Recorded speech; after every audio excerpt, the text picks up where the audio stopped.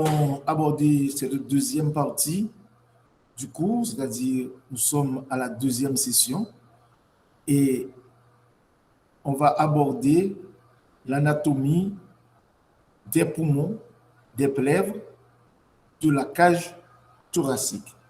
Alors aujourd'hui, commençons par l'anatomie des poumons et des plèvres.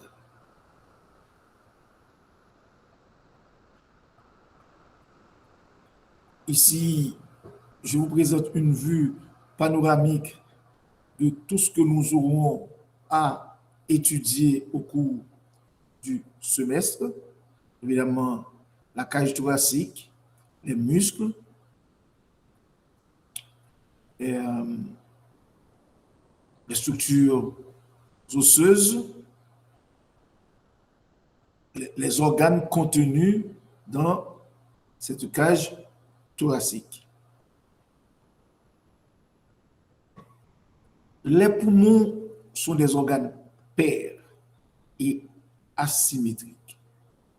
Ils constituent le siège des échanges gazeux. Ces poumons sont situés au niveau de la cage thoracique, contenus dans une enveloppe pleurale. Du point de vue physiologique, ils constituent les organes de la respiration et aussi de la réserve du flux d'air phonatoire. Ils assurent l'hématose, la défense contre les agents pathogènes que vous allez inhaler et la synthèse du surfactant, une substance importante pour éviter le collapsus alvéolaire.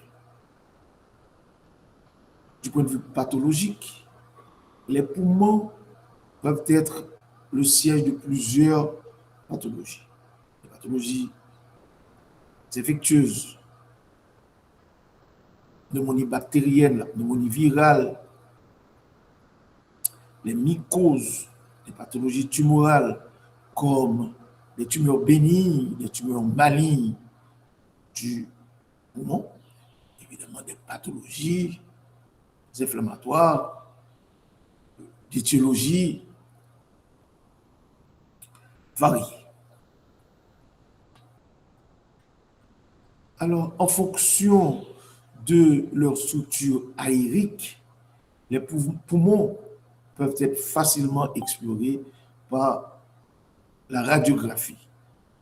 On peut également réaliser la scintigraphie, on peut réaliser l'angiographie, la tomodensitométrie ou scanner, le PET scan qui associe au scanner la fixation d'une substance appelée dihydroxyfluoroglucose qui sera diffusée, captée par les cellules cancéreuses, nous permettant de les individualiser.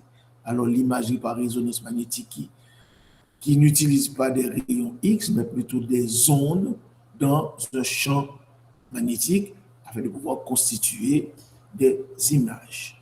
Quand je parle d'angiographie, vous voyez vaisseau. Donc on peut opacifier ces vaisseaux. Quand je parle de scintigraphie, il y a le scan par scintigraphie de la ventilation, il y a le scan de la perfusion. Alors, quand il y a ce match, il y a un problème. Par exemple, si vous avez une embolie pulmonaire, la perfusion sera empêchée, puisqu'il y aura un caillot à obstruer l'artère ou les branches de l'artère pulmonaire. Les objectifs que nous allons poursuivre à travers ce cours consistent à décrire les poumons dans leur morphologie, dans leur segmentation et à apprécier la vascularisation. Nous allons essayer de comprendre avec vous la constitution, la position de la plèvre par rapport aux poumons.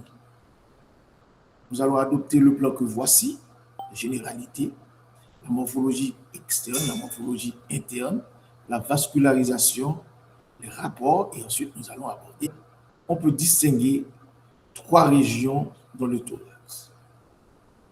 Le médiastin, c'est l'espace compris entre les deux poumons qui est occupé par le cœur, les vaisseaux, la trachée, l'œsophage, les vaisseaux lymphatiques.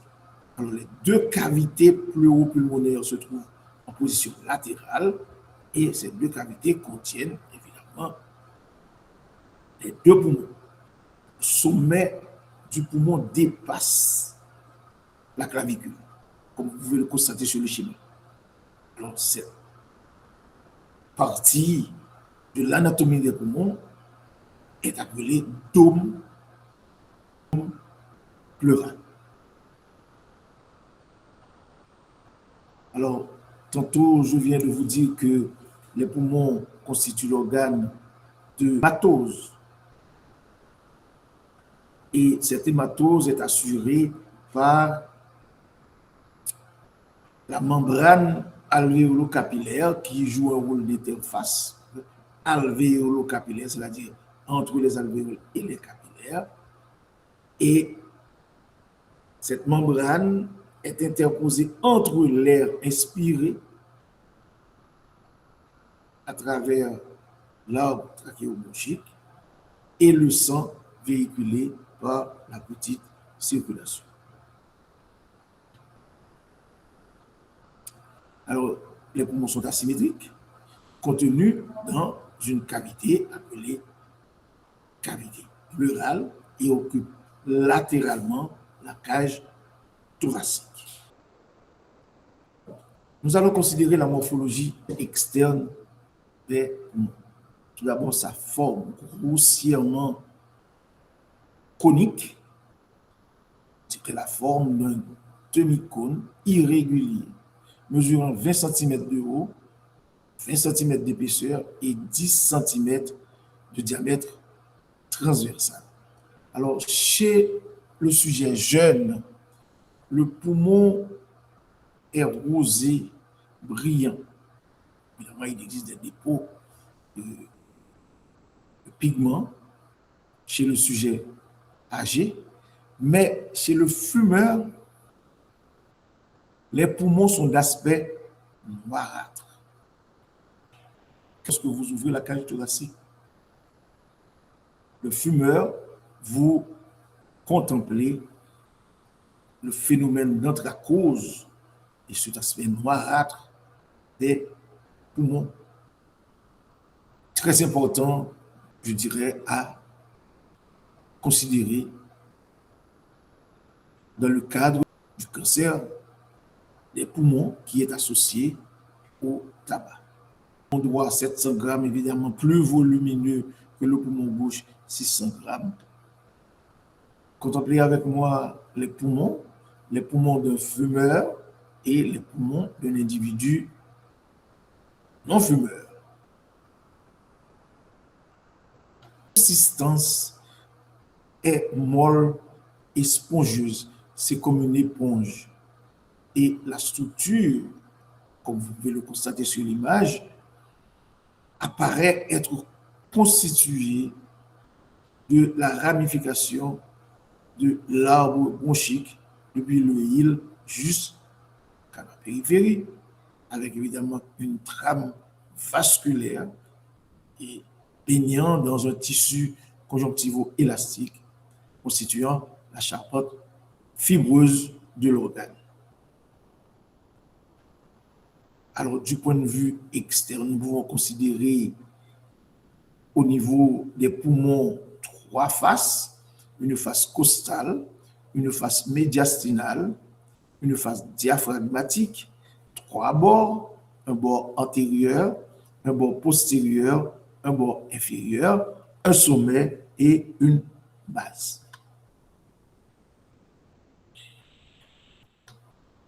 Alors, regardons les faces.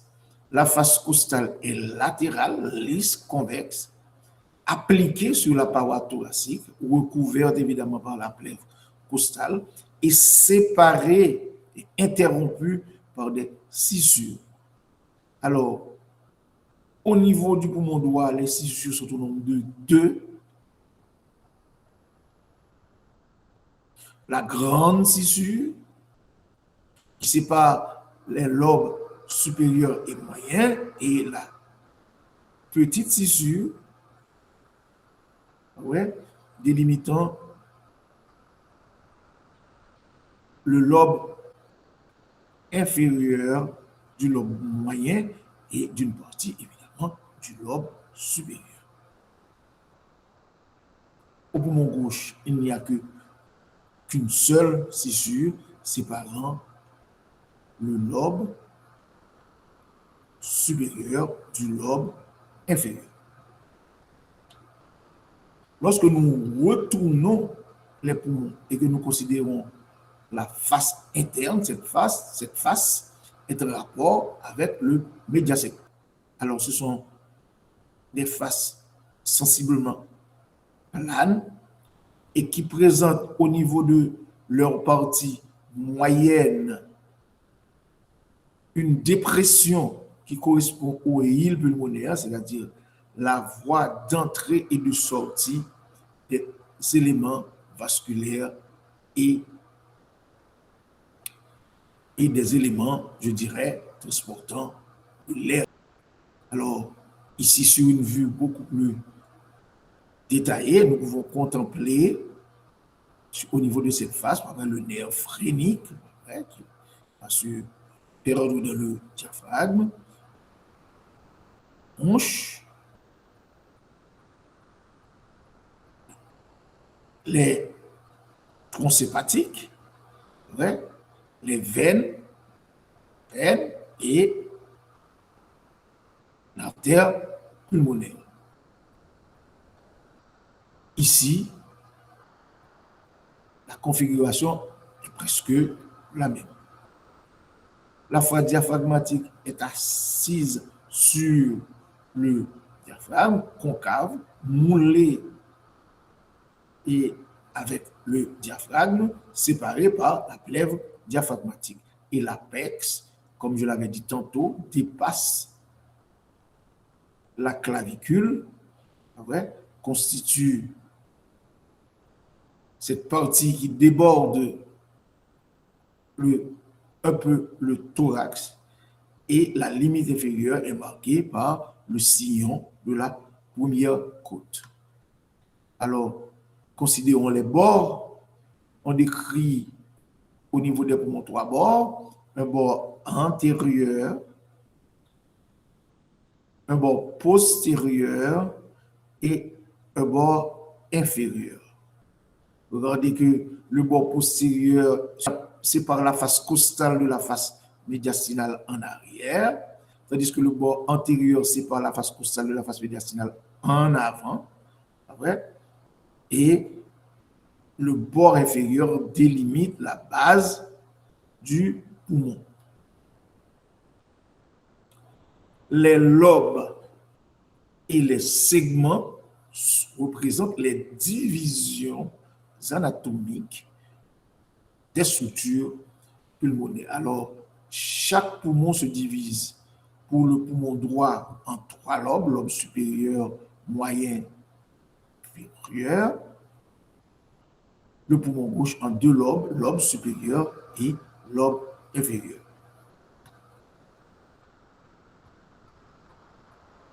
Le poumon droit, lobe supérieur, moyen et inférieur. Si nous retournons le poumon, nous pouvons reconstituer lobe moyen, lobe supérieur et lobe inférieur.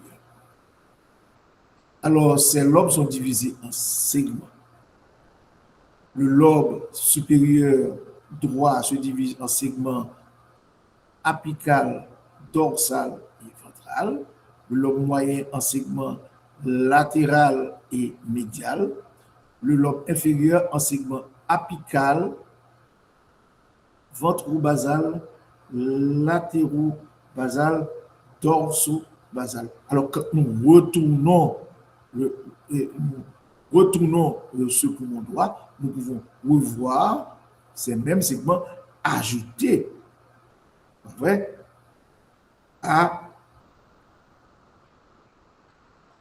ce segment qui n'est pas visible selon une vue latérale, mais qui est visible plutôt selon une vue médiastinale, c'est le segment paracrânien. cardiaque.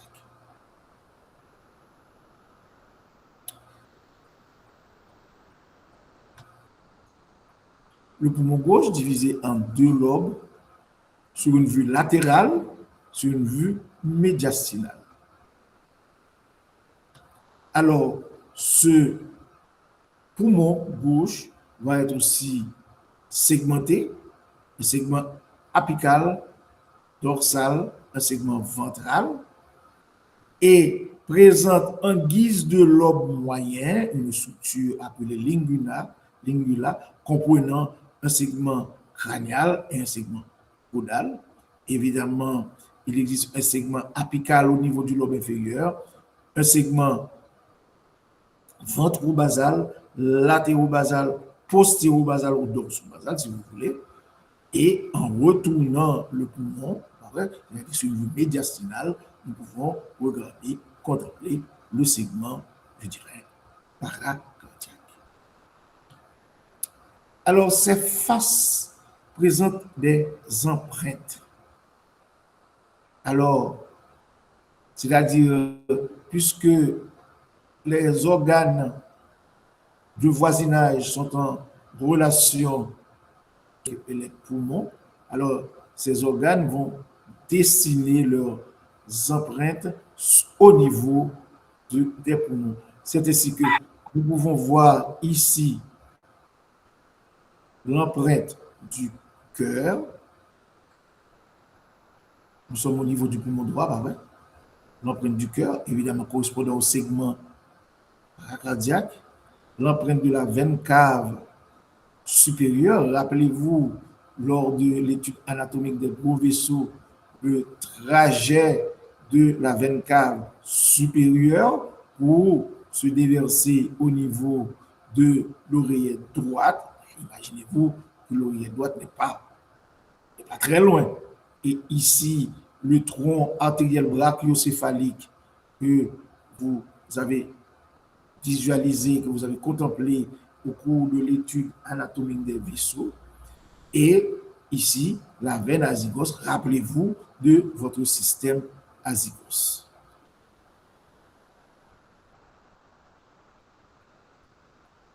Alors, quand nous regardons de l'autre côté, au niveau du poumon gauche, nous pouvons voir évidemment l'empreinte du ventricule gauche, l'empreinte de la aorte ascendante. Configurez-vous et les deux poumons, le cœur et les gros vaisseaux, et vous allez comprendre, en vrai, la crosse de la aorte et la aorte, la crosse de la aorte, en vrai, et l'artère sous-clavière qui est une émanation de la crosse de la aorte à gauche. Alors, il faut comprendre le poumon dans un ensemble. On parle d'arbre trachéobronchique. Et les bronches vont pénétrer le parenchyme pulmonaire. Alors, pour comprendre cette morphologie interne, il faut comprendre tout d'abord que les branches de division des bronches vont suivre le même schéma de segmentation pulmonaire. Alors, à force de division, ils vont former une unité appelée lobule pulmonaire. C'est ainsi qu'on va différencier, distinguer la bronche principale qui va se diviser de chaque côté pour donner les bronches lobaires, les bronches segmentaires, les bronches sous-segmentaires, les bronchioles, les bronchioles terminales, les bronchioles respiratoires et les alvéoles. Tu vois? La trachée, les bronches souches, les bronches lobaires, les bronches segmentaires, les bronches sous-segmentaires, les bronchioles terminales, les bronchioles respiratoires et les conduits alvéolaires. Alors, l'unité morphologique du poumon, du point de vue anatomique, est constituée par le lobule de Miller, de taille variable, 10 à 25 mm. Alors, cette unité est constituée d'une bronche lobulaire, qui va se ramifier, d'une artère, je dirais, lobulaire, va également se diviser, et les veines sont distribuées à la périphérie. Alors, regardez, les bronchioles vont se transformer, en bronchioles terminales, bronchioles respiratoires et sac alvéolaire. C'est au niveau de l'interface alvéolo-capillaire que réaliser les échanges. Alors, l'unité fonctionnelle est composée des capillaires du réseau artério-veineux et des alvéoles, relativement à l'unité anatomique de Miller. Alors, nous possédons dans notre organisme 5000 unités de 5000 unités anatomiques, 5000 lobules. Alors, nous possédons aussi, au niveau fonctionnel, 70 à 80 mètres carrés de surface d'échange alvéolo-capillaire. Ici, c'est le réseau alvéole et capillaire, pas vrai? Tout se réalise, pas vrai? Les échanges gazeux. Ici, encore un autre schéma pour aiguiser votre compréhension, pas vrai? Les bronchioles, le terminal, le sac alvéolaire et le réseau capillaire, le réseau artério-veineux entourant cette structure. Alors, si on fait une coupe d'une bronche, on peut regarder sa paroi, la musculature lisse, les glandes, et la charpente cartilagineuse. Je dois vous dire, au fur et à mesure que nous approchons, au fur et à mesure que se réalisent des divisions, et la couche de cartilage s'amoindrit. Alors, regardons une partie importante du cours concernant la vascularisation des poumons. Alors, il existe deux systèmes. Il existe un système, je dirais, fonctionnel et un système nourricier. Le système fonctionnel, c'est ce système qui assure l'hématose. Tandis que le système nourricier est composé de vaisseaux qui vont irriguer les poumons sans participer évidemment à l'hématose. Alors, le système fonctionnel est constitué par les artères pulmonaires. Les artères pulmonaires sont au nombre de 2. Elles vont pénétrer au niveau du villes pulmonaire et vont se diviser en artères lobaires, en artères segmentaires, avec une distribution qui n'est pas, je dirais, identique pour tous les individus. C'est-à-dire qu'il présente des variations anatomiques. Et nous allons considérer, je dirais, les configurations les plus fréquentes. distribution les plus fréquentes. Alors, on parle de grande circulation partant de la aorte à la périphérie, de petite circulation du cœur vers les poumons.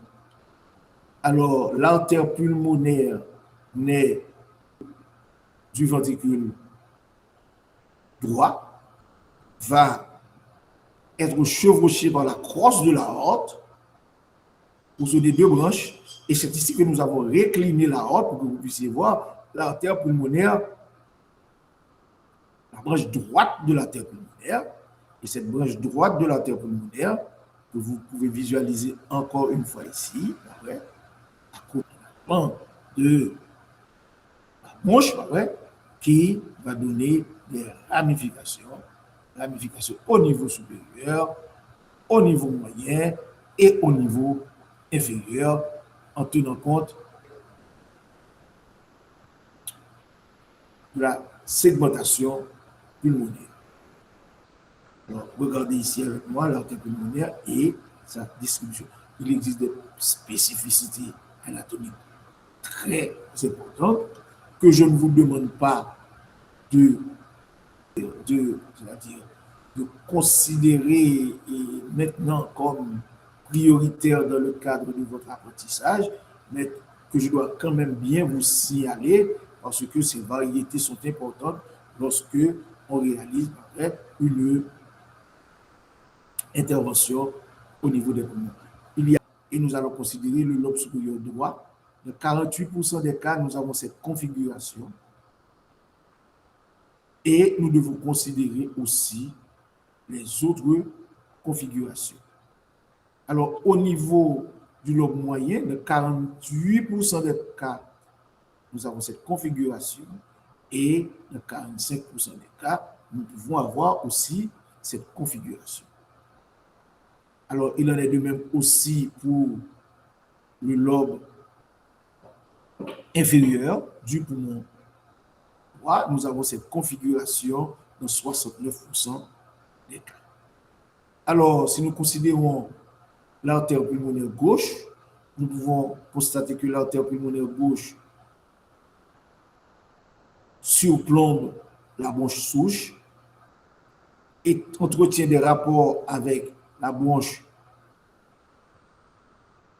supérieure, la branche de division supérieure, et donne des branches qui sont destinées à la lingula et au lobe inférieur. Alors, regardez et comprenez à partir de ce schéma.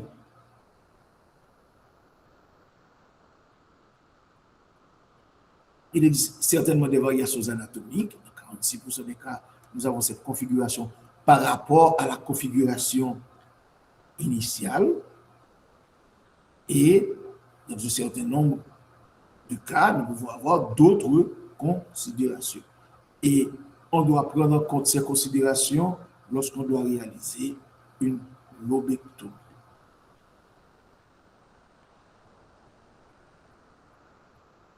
Alors, l'artère lingulaire naît en aval de l'origine de l'artère pulmonaire segmentaire supérieure du lobe inférieur gauche. Maintenant, considérons les veines pulmonaires. Les veines pulmonaires prennent le relais du réseau précédent au niveau des alvéoles et vont drainer vers le cœur le sang qui vient d'être oxygéné. Alors, la collecte se fait par le biais de deux veines pulmonaires supérieures droites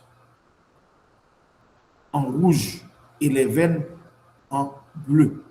Normalement, l'artère pulmonaire est toujours représentée en bleu parce que l'artère pulmonaire transporte du sang veineux. Mais ici, pour la compréhension du cours, j'ai choisi des schémas où l'artère est représentée en rouge et les veines sont représentées en bleu. Et vous pouvez regarder au niveau du hile, okay, l'artère pulmonaire, le tronc et les branches de l'artère pulmonaire, et là, les veines pulmonaires, qui vont drainer au niveau de l'oreillette pour ouvrir à partir d'une incision du péricarde. Alors, nous contemplons les portions intrapéricardiques des vaisseaux. Alors, vous avez ici la veine pulmonaire supérieure, la veine pulmonaire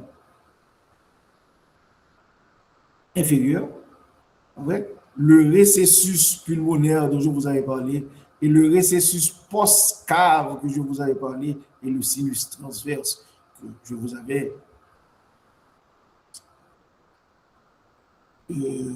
avais présenté lors de votre cours d'anatomie cardiaque. Notez bien que tout est enchaîné, tout est relié. Et l'anatomie du cœur et des poumons, le cœur fonctionne avec les poumons en, je dirais, en étroite, très étroite collaboration. Activités ne peuvent pas être dissociées à un certain niveau. À gauche, vous regardez aussi les veines pulmonaires, supérieures et inférieures, qui vont s'aboucher avec l'oreillette. Le système nourricier est constitué par les artères bronchiques qui naissent de la aorte et qui vont cheminer à travers les structures pour leur irrigation. Et les veines aussi vont se déboucher au niveau de la grande veine adigos qui elle-même se reverse au niveau de la veine cave supérieure. Alors considérons les nerfs. Les nerfs bronchiques proviennent du nerf vague à droite et du récurrent à gauche. Vous savez pourquoi? Alors, il existe aussi des contingents sympathiques issus du ganglion cervical inférieur. Je vous ai déjà présenté cette chaîne lors de l'innervation cardiaque et des troisième, quatrième, deuxième, troisième, quatrième ganglions thoraciques. Alors, les lymphatiques vont constituer 3 groupes. Les nœuds médiastinaux antérieurs, les nœuds médiastinaux latéraux, trachéaux, droite et gauche, les nœuds médiastinaux trachéobronchiques supérieurs et inférieurs. Alors, vous aurez beaucoup plus en détail cette répartition des ganglions lymphatiques dans l'étude du médiastin, les compartiments du médiastin, mais cependant, je vous demande déjà de pouvoir bien les cuisiner afin d'avoir une idée des ganglions du médiastin important, très important pour le staging des pathologies tumorales des organes du médiastin.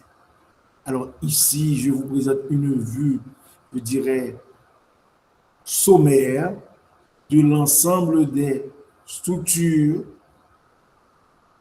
pulmonaires dont la maîtrise s'avère d'une importance capitale. Ici, une illustration, je dirais, des rapports, des relations entre les vaisseaux, les artères, les veines pulmonaires et le réseau lymphatique. Alors, considérons maintenant le hile pulmonaire. Le hile pulmonaire se trouve au niveau de la face médiastinale, comme je viens de le mentionner, et reçoit les différents éléments du pédicule pulmonaire. À droite, nous avons cette morphologie ovalaire, divisée en 3 régions antérieures, postérieures et inférieures, qui comporte de sa région antérieure l'artère pulmonaire et la veine pulmonaire supérieure, après, et de sa région postérieure, après, la veine pulmonaire inférieure et la bronche souche. À gauche, c'est pratiquement la même distribution, alors, mais l'artère pulmonaire gauche croise, comme on vient de le voir tout à l'heure, la bronche supérieure gauche. Ici, un schéma beaucoup plus clair pour vous montrer les différentes structures, les structures bronchiques, vasculaires, artérielles et veineuses, et un repli, pas vrai, un repli, une prolongation du repli de la plèvre constituant le ligament pulmonaire. Quels sont les rapports du poumon? Les rapports du poumon reprennent évidemment en dedans au médiastin. En dehors, la paroi thoracique et le grec costal. En bas, le poumon repose sur le diaphragme. Et en haut, le poumon sont en rapport avec l'orifice supérieur du thorax, évidemment déborde par le dôme pleural, la clavicule. Maintenant, regardons l'anatomie de la plèvre. La plèvre est une séreuse à double feuillet, viscérale et pariétale, enveloppant chacun des deux poumons. Chaque plèvre est constituée de deux feuillets, un feuillet viscéral entourant les poumons, c'est signifiant dans les scissures interlobulaires, et un feuillet pariétal appliqué sur la face profonde de la cavité thoracique. Alors, le feuillet pariétal et le feuillet viscéral se continuent l'un avec l'autre, sont en continuité. Il n'y a pas de solution de continuité au niveau des deux feuillets. Il existe plutôt une réflexion leur permettant de réaliser entre les feuillets une cavité virtuelle appelée cavité pleurale. Contemplez avec moi la plèvre qui entoure les poumons, pas vrai, qui a été réséquée dans sa partie antérieure pour que vous puissiez observer les poumons. Et ces deux feuillets, viscéral et pariétal. Alors la plèvre viscérale tapisse directement la surface pulmonaire et va se réfléchir au niveau du hile pulmonaire pour former le ligament triangulaire. La plèvre viscérale est adhérée au parenchyme pulmonaire et est pratiquement indissociable de cette structure. Le ligament pulmonaire, la plèvre pariétale tapisse la paroi et en est séparée par le fascia endothoracique. Alors, en fonction même de la configuration de la cage thoracique, on distingue une plèvre costale, diaphragmatique et médiastinale. Et les différents segments vont, en se réunissant, vont former des cul-de-sac, qu'on appelle les cul-de-sac pleuraux. Et regardez avec moi sur le schéma, on peut avoir un cul-de-sac costo-médiastinal, plèvre costale, plèvre médiastinale, costo-médiastinal ventral, costo-médiastinal dorsal, costo-diaphragmatique, costal diaphragmatique, médiastino-diaphragmatique, plèvre médiastinale et plèvre diaphragmatique, et aussi un récessus supérieur qui constitue le dôme pleural. Alors, les limites de la plèvre ne sont pas les limites des poumons. Alors, si vous regardez ici sur une vue antérieure, vous pouvez voir qu'il existe au niveau antérieur une certaine délimitation conjointe entre la plèvre et les poumons dans la cavité thoracique. Mais cependant, latéralement et postérieurement, la plèvre va déborder les poumons ici pour bien visualiser, non pas bien visualiser les projections pulmonaires et les projections pleurales par rapport à la grille costale en antérieur, sixième côte, latérale, septième, huitième côte, okay? En postérieur, neuvième et onzième côte.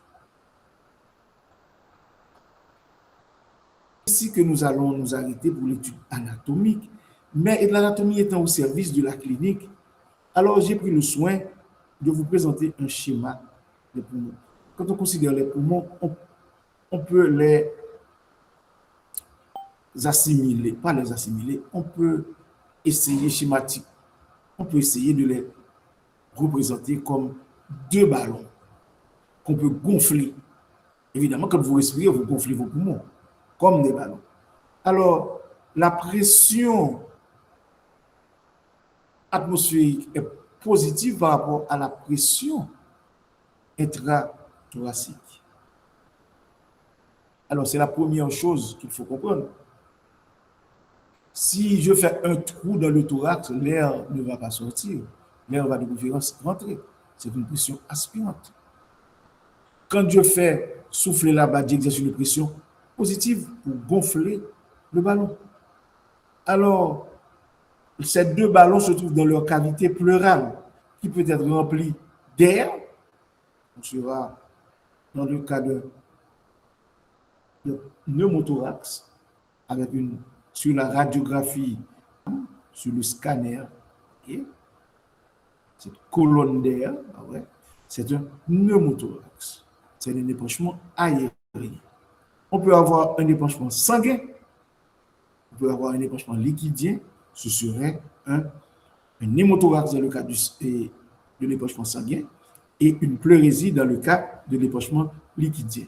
Alors, lorsque nous regardons sur cette radiographie, quand on a un épanchement liquidien, on a cette opacité. Et quand on a un épanchement gazeux, on a cette clarté centrale. Regardez les poumons qui sont ratatinés ici, et les poumons sont ici, et de l'air et du liquide remplissent la cavité. On est dans présence d'un épanchement double, un épanchement à la fois liquidien, qui peut être sanguin, et un épanchement d'air, un épanchement aérien.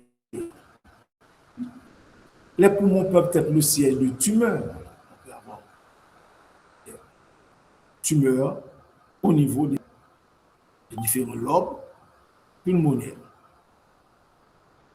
Alors, l'anatomie étant au service de la chirurgie, il faut bien comprendre qu'on peut ouvrir le sternum pour avoir accès au médiastin, qu'on peut ouvrir latéralement pour avoir accès au poumon. On peut faire une plus grosse incision si on veut réaliser une transplantation pulmonaire. C'est l'incision de Concha Almeida. On a ouvert pratiquement de la manière la plus grossière, je dirais, le thorax, mais pour une bonne cause, pour pouvoir faire une transplantation pulmonaire. En conclusion, je dirais que l'étude anatomique des poumons est capitale. Alors, c'est cette étude anatomique qui va nous permettre de comprendre la physiologie, d'une part, la pathologie, d'autre part, et pouvoir aborder les différentes parties du poumon lors des interventions chirurgicales. Alors, je vous exhorte à bien comprendre, à bien saisir les spécificités anatomiques et à faire surtout la corrélation entre la clinique et l'anatomie.